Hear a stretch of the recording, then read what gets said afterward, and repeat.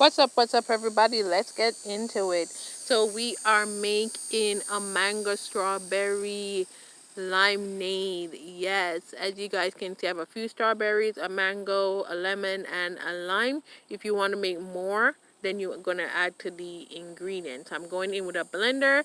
You guys can use a juicer if you have one available, but I'm going to use a blender, and then I'm going to strain it with a nut milk bag, and that will give me the consistency of the juice without all of that pulp and blended ingredients remaining.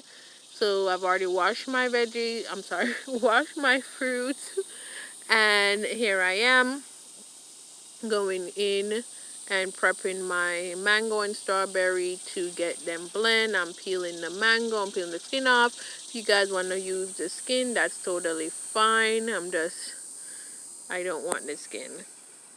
So here I am just cutting my mangoes into cubes so it's easier for me to get it from the seed.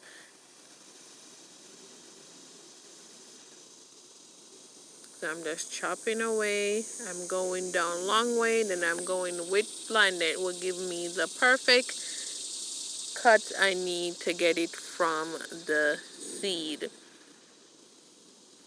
Have you guys made any form of mango drink or juice before? Comment down below. Even mango smoothies are good as well. You guys should try that if you haven't. Here I am. I've added them to my blender. Now I'm going to juice my lemon. Here I made a mistake and I put the lemon in the wrong side of this thing, so it ended up spill. But I quickly figured it out. So here I'm going in with my lime. And this is such a fun summer drink.